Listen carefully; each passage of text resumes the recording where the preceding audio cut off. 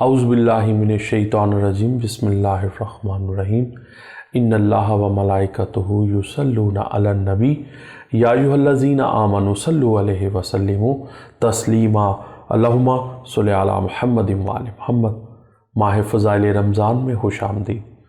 میں ہوں سید سکندر رضوی اور آج ایک نئے پروگرام کے ساتھ آپ کے سامنے حاضر خدمت ہوں۔ دین اسلام کا ایک اہم رکن ہے روزہ۔ فروعات دین کے اندر ایک بہت اہمیت ہے روزے کی۔ روزہ دار کیسا ہونا چاہیے، روزے کی فضیلت کیا ہے، سابقہ پروگرام میں آپ کو بتا چکا ہوں۔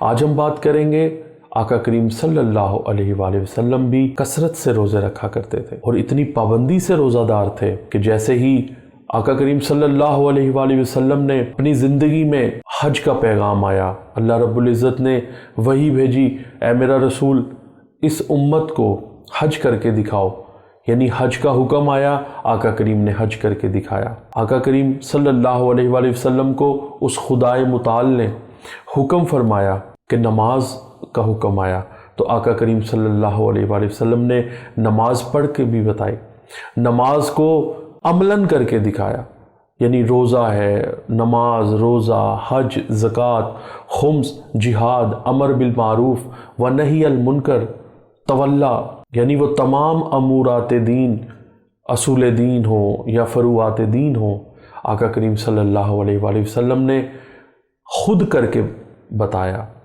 جس پر وما علینا الا البلاغ المبین واجب ہو۔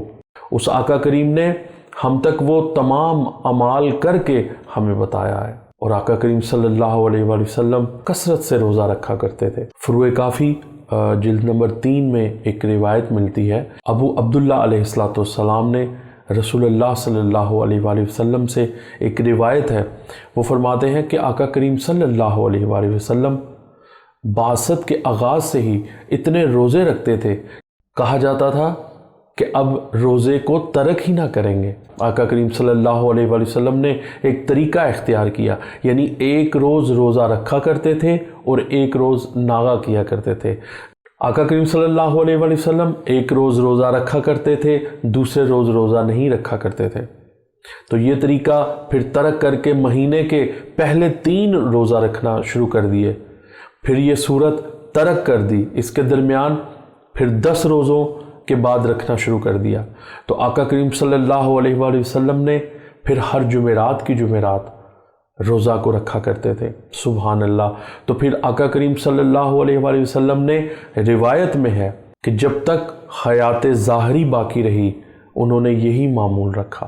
ایک اور روایت میں معصوم علیہ السلام فرماتے ہیں، ہم تک ایک اور حدیث پہنچی ہے جس میں آقا کریم صلی اللہ علیہ وآلہ معصوم کا فرمان ہے کہ نبی اللہ رسول خدا صلی اللہ علیہ وآلہ وسلم اتنے لگاتار روزے رکھا کرتے تھے کہ گویا وہ ناغا ہی نہ کیا کرتے۔ آقا کریم صلی اللہ علیہ وآلہ وسلم نے اپنی امت کے لیے ایک پیغام چھوڑا ہے کہ میری امت کو چاہیے کہ وہ سحری کرے، چاہے وہ ایک کھجور کا دانہ ہی کیوں نہ ہو۔ روزہ کی اہمیت، سحری کی اہمیت، ہم قربان جائیں۔ ہمارے معصومین علیہ السلام نے آقا کریم صلی اللہ علیہ وآلہ وسلم کی زندگی میں ہمیں وہ تمام واقعات، ہمیں وہ تمام ایک ایک چیز پر جنہوں نے روشنی ہم تک پہنچائی ہے اور ہمیں گمراہی سے بچایا ہے۔